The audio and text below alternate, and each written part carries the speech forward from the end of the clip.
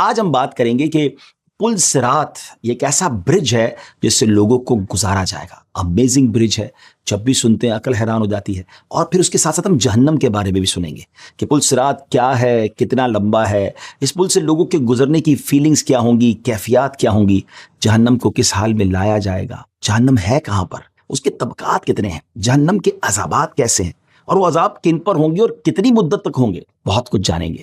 سب سے پہلے ہم پل صراط کے بارے میں کچھ بات کرتے ہیں. ویورز, پل صراط ایک پل ہے. بڑے برج آپ نے دیکھے ہوں گے, بڑے بڑے پل ہیں اور دنیا میں انجینئرنگ کا اسے شاہکار کہا جاتا ہے, مگر یہ ایک ایسا پل ہے جو اللہ کی قدرت کا نظارہ ہوگا جس کو جہنم کی پشت پر نصب کیا جائے گا. یہاں یہ بھی بتاتا چلوں کہ جہنم کے 7 پل ہیں. There are 7 bridge of hell and پل صراط is above all of them, یعنی ان سب کے اوپر جو ہے وہ پل صراط ہوگا. یہ پل بال سے زیادہ باریک ہے. یہ کوئی بہت لمبا چوڑا پل نہیں ہے. اس کی باریکی یہ ہے کہ وہ بال سے زیادہ باریک ہے اور پھر تلوار سے زیادہ تیز ہوگا.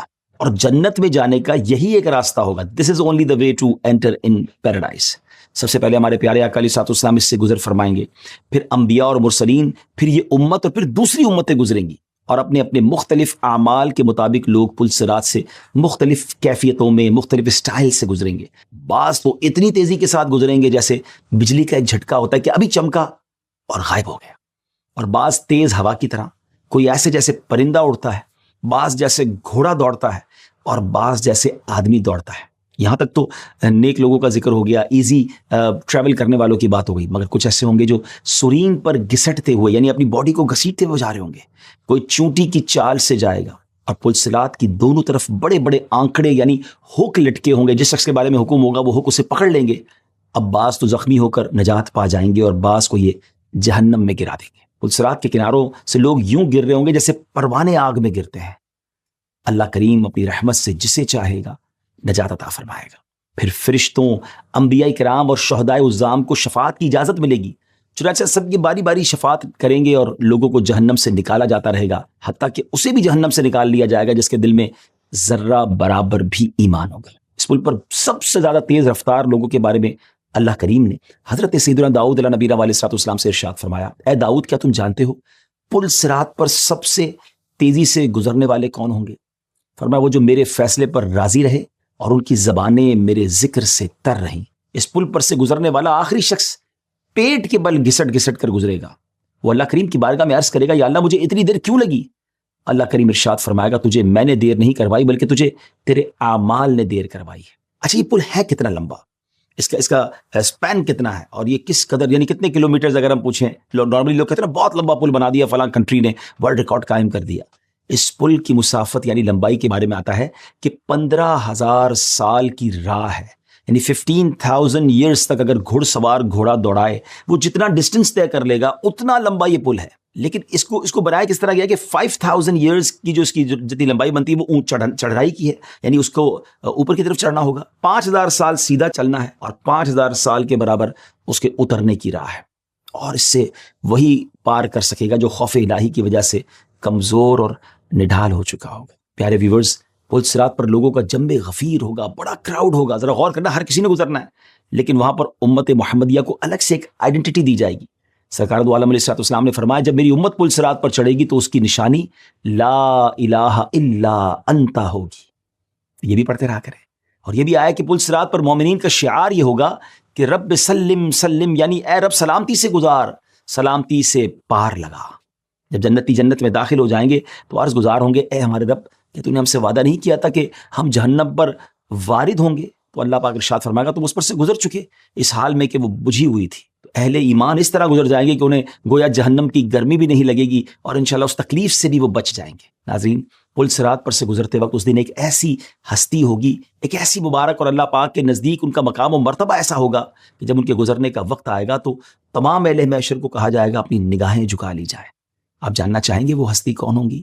نبی پاک علیہ الصلوۃ والسلام نے فرمایا, جب قیامت کا دن ہوگا تو ایک ندا دینے والا, ایک آواز لگانے والا, اناؤنسمنٹ کرنے والا اناؤنس کرے گا, اے اہل محشر اپنی نگاہیں جھکا لو, یہاں تک کہ حضرت فاطمہ بنت محمد پل صراط سے گزر جائے.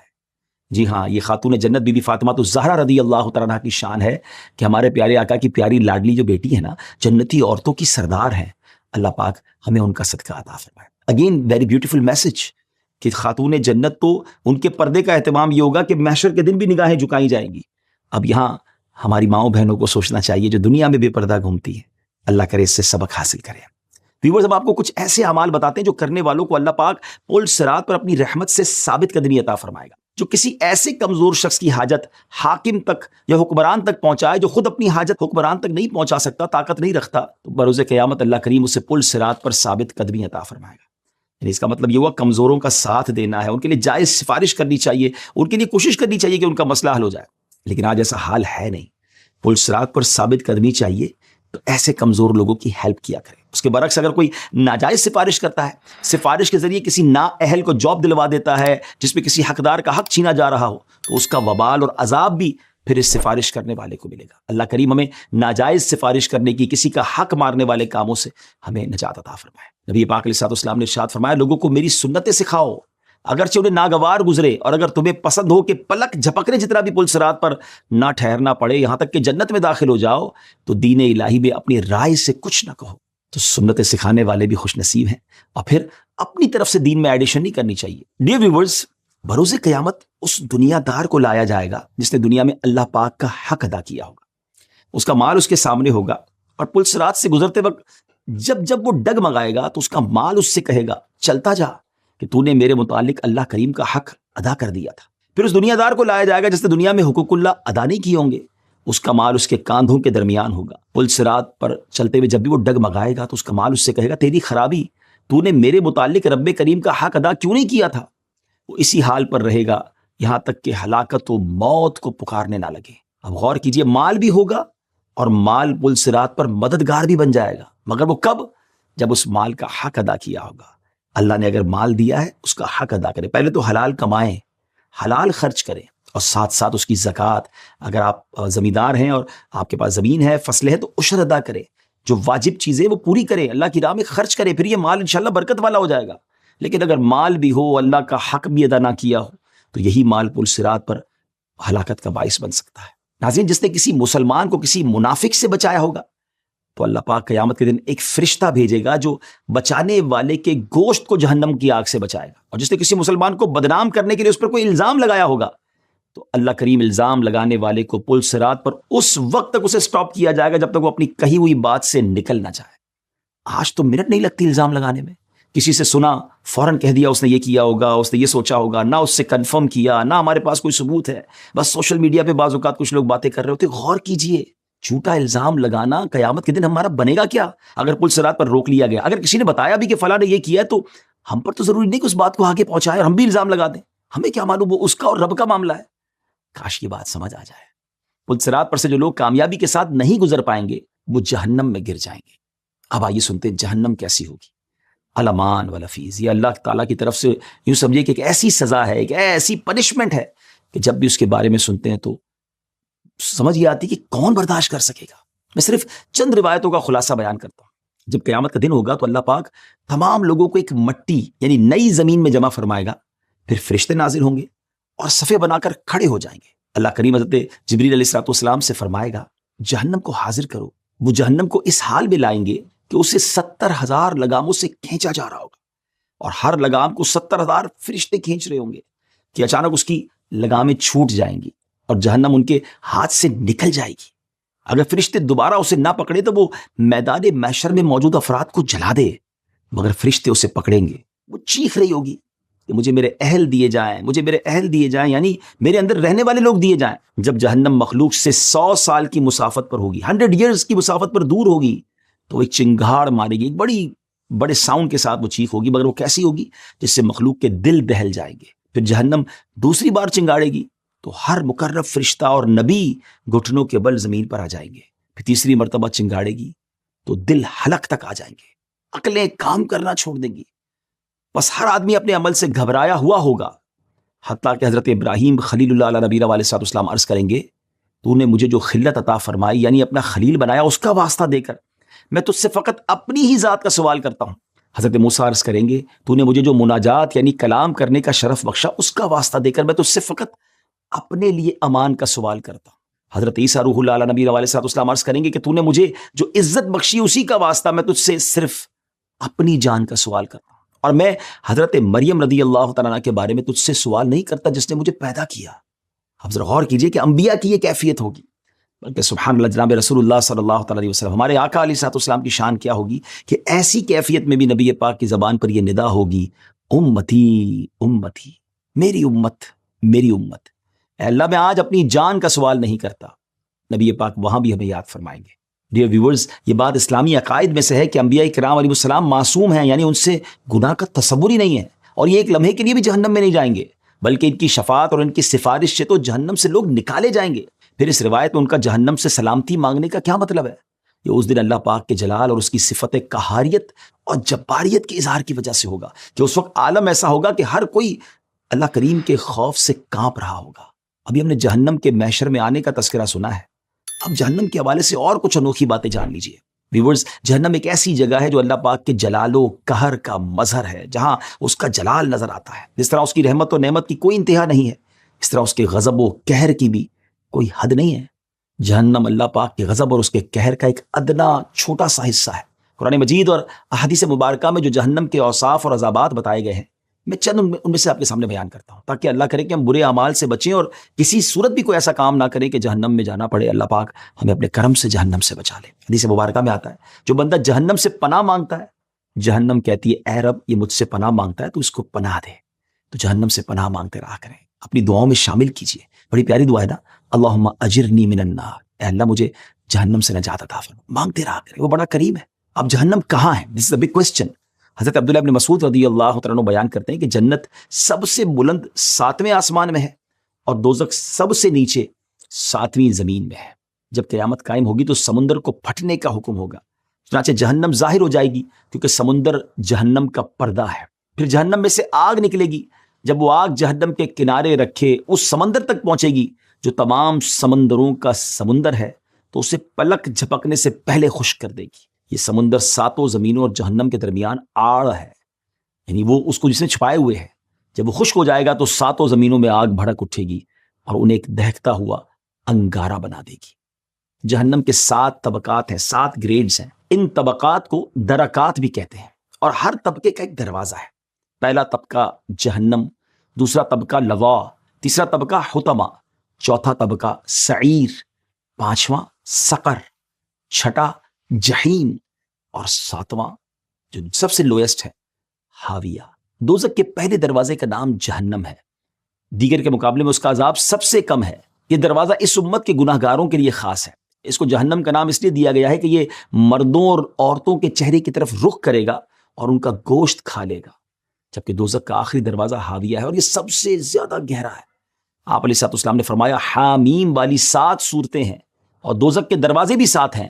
فرمایا ہر حامیم والی صورت قیامت کے روز آئے گی اور ان دروازوں میں سے ایک ایک دروازے پر کھڑی ہو جائے گی. عرض کرے گی اللہ کریم جو شخص مجھ پر ایمان رکھتا ہے، میری تلاوت کرتا تھا، وہ اس دروازے سے داخل نہ ہوگا. قرآن ایسی کمال کی چیز ہے. قرآن کی تلاوت کرتے رہا کرے، سورہ حامیم کی تلاوت کرتے رہا کرے. جہنم کی گہرائی کتنی ہے؟ How deep is hell? Hazrat Abu ہریرہ رضی اللہ عنہ فرماتے ہیں کہ ہم بارگاہ رسالت میں حاضر تھے کہ اس دوران ہم نے کسی بھاری چیز کے گرنے کی آواز سنی. نبی پاک علیہ الصلوۃ والسلام نے ارشاد فرمایا کیا تم جانتے ہو یہ کیا تھا؟ ہم نے عرض کی اللہ و رسولہ عالم، اللہ کریم اور اس کا رسول ہی بہتر جانتے ہیں. ارشاد فرمایا یہ وہ پتھر تھا جسے 70 سال پہلے جہنم میں پھینکا گیا تھا، اب جا کر وہ اس کی گہرائی میں پہنچا ہے. اتنی ڈیپتھ ہے. جہنم بڑی کتنی ہے، پھیلی بھی کتنی ہوگی. اس سے اندازہ لگائیے کہ ایک جہنمی شخص کے کان کی لو سے اس کے کاندھے تک کا جو فاصلہ ہوگا، یعنی جہنمی کو جسم بھی اتنے بڑے کر دیے جائیں گے، 70 سال کا فاصلہ ہوگا. جہنم میں خون اور پیپ کی وادیاں ہوں گی. جہنم میں 70,000 وادیاں ہیں، ہر وادی میں 70,000 گھاٹیاں ہیں، ہر گھاٹی میں 70,000 گھر ہیں، ہر گھر میں 70,000 کمرے ہیں، ہر کمرے میں 70,000 کنویں ہیں، ہر کنویں میں 70,000 اشدہے ہیں اور ہر اشدہے کے جبڑے میں 70,000 بچھو ہیں. نبی پاک علیہ الصلوۃ والسلام نے ایک مرتبہ جبریل امین سے ارشاد فرمایا جبریل مجھے جہنم اور اس کے حالات بتاؤ، ٹیل می اباؤٹ ہیل. جبریل امین علیہ الصلوۃ والسلام نے عرض کی اللہ کریم نے 1000 سال تک جہنم کو بھڑکائے جانے کا حکم فرمایا حتیٰ کہ وہ سفید ہو گئی. یاد رکھیے ناظرین، ہماری دنیا کی آگ ریڈ ہوتی ہے نا، اتنی آگ جلائی گئی 1000 سال تک کہ وہ وائٹ ہو گئی. پھر حکم دیا گیا تو اسے 1000 ایئرز مزید بھڑکایا گیا یہاں تک کہ وہ سرخ یعنی ریڈ ہو گئی. پھر اگین 1000 ایئرز بھڑکانے کا حکم دیا گیا تو وہ سیاہ ہو گئی. جہنم کی آگ بالکل بلیک ہے، نہ اس کے شرارے چمکتے ہیں نہ اس کے شعلے بجھتے ہیں. اس ذات کی قسم جس نے آپ کو حق کے ساتھ مبعوث فرمایا، اگر جہنم کو سوئی کے ناکے کے برابر بھی، نڈل کا جو ہول ہوتا ہے کتنا چھوٹا ہوتا ہے، اتنا بھی کھول دیا جائے تو زمین میں موجود ساری مخلوق اس کی گرمی سے مر جائے۔ اگر جہنمیوں کی زنجیر کی ایک کڑی، جس کے بارے میں اللہ کریم نے اپنی کتاب میں بھی بیان فرمایا، اسے اگر دنیا کے پہاڑوں پر رکھ دیا جائے تو وہ ریزہ ریزہ ہو جائیں اور سب سے نچلی زمین پر پہنچ کر ہی قرار پائیں۔ اللہ اکبر، امیجن نہیں کیا جا سکتا عذاب کیسا ہے۔ جبریل امین علیہ الصلوۃ والسلام نے ایک مرتبہ پیارے آقا علیہ الصلوۃ والسلام سے عرض کی، جب سے جہنم کو بنایا گیا ہے میں نہیں ہنسا ہوں۔ ڈیئر ویورز، جہنم میں جتنے لوگ ہوں گے، جہنم ان کے لیے اذیت کا سبب ہوگی، انہیں تکلیف اور عذابات دیے جا رہے ہوں گے، لیکن کیا آپ جانتے ہیں جہنم میں ایک ایسی چیز بھی ہے جس سے خود جہنم کو تکلیف ہوتی ہے؟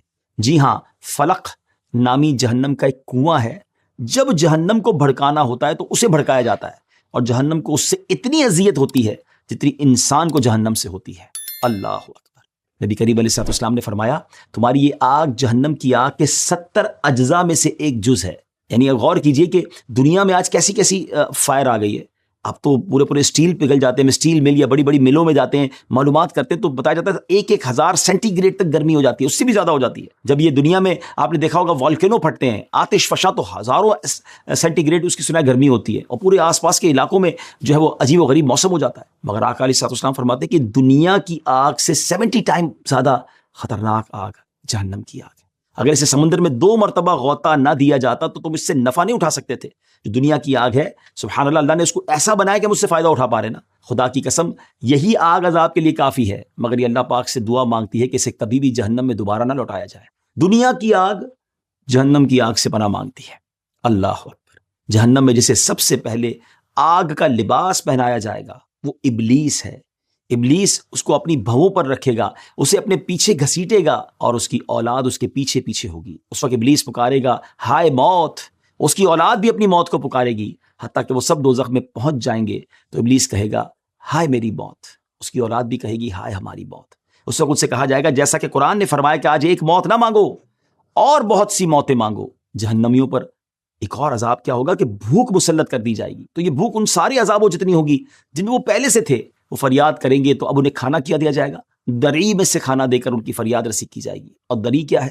عرب کی ایک قسم کی خاردار زہریلی گھاس جو جانور کے پیٹ میں آگ سی لگا دیتی ہے، نہایت بد مزہ اور سخت نقصان دہ ہوتی ہے۔ وہ دری نہ تو انہیں موٹا کرے گی نہ بھوک دور کرے گی۔ وہ پھر کھانا مانگیں گے تو انہیں گلے میں پھنستا ہوا کھانا دیا جائے گا۔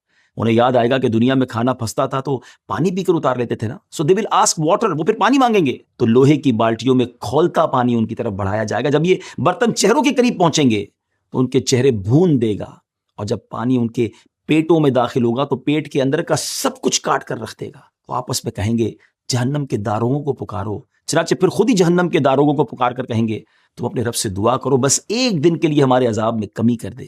داروغہ کہیں گے، کیا تمہارے پاس تمہارے رسول روشن نشانیاں نہیں لائے تھے؟ وہ کہیں گے، کیوں نہیں؟ داروغہ کہیں گے، تو پکارتے رہو، اور کافروں کی پکارے ہیں ہی برباد۔ پھر جہنمی کہیں گے، جہنم کے نگران فرشتے، مالک کو پکارو۔ چنانچہ حضرت مالک کو پکار کر کہیں گے، اے مالک، اب تو ہمارا رب ہمارا فیصلہ کر ہی دے۔ کہ جہنمیوں کی پکار اور سیدنا مالک علیہ السلام کے جواب دینے کے درمیان 1000 سال کا عرصہ ہوگا۔ 1000 سال بعد حضرت مالک فرمائیں گے، تم نے یہیں ٹھہرنا ہے۔ اللہ اکبر۔ مجھے خود بیان کرتے ہوئے کافی ڈیفیکلٹی ہو رہی ہے، تو جہنم ہوگی کیسی؟ اللہ ہمیں لمحہ بھر کے لیے جہنم میں داخل نہ فرمائے۔ جسم کے جتنے زیادہ حصے پر چوٹ آئی ہو، تکلیف کا احساس اتنا زیادہ ہوتا ہے نا، تو جہنمی شخص کا ڈیل ڈول، اس کا جو باڈی سائز ہے وہ آگ کے لیے اتنا بڑا کر دیا جائے گا کہ اس کی ایک داڑھ جو ہوگی وہ احد پہاڑ کے برابر ہوگی۔ جہنمی میں سب سے ہلکا عذاب اس کو ہوگا کہ اس کے آگ کے فائر کے شوز پہنا دیے جائیں گے، اور اسی کے جو لیس ہوں گے، تسمے ہوں گے، وہ بھی آگ کے ہوں گے۔ اب وہ پہنانے کی وجہ سے ہوگا کیا کہ اس کا دماغ کھول رہا ہوگا ہنڈیا کی طرح، اور وہ سمجھے گا کہ مجھے سب سے سخت عذاب ہو رہا ہے، حالانکہ یہ سب سے لوئسٹ عذاب ہوگا۔ سب سے سخت ترین عذاب جسے حاصل ہوگا، اس کے بارے میں ارشاد فرمایا، بروز قیامت لوگوں میں سخت ترین عذاب اسے ہوگا جس نے انبیاء کرام علیہ السلام کو گالی دی ہوگی، پھر جس نے میرے صحابہ کو گالی دی ہوگی، پھر جس نے مسلمانوں کو گالی دی ہوگی، جس نے دنیا میں غیبت کر کے اپنے بھائی کا گوشت کھایا ہوگا۔ اب غور کیجیے کہ جو اس طرح کے گناہ کرتے ہیں ہمیں اس سے بچنا چاہیے۔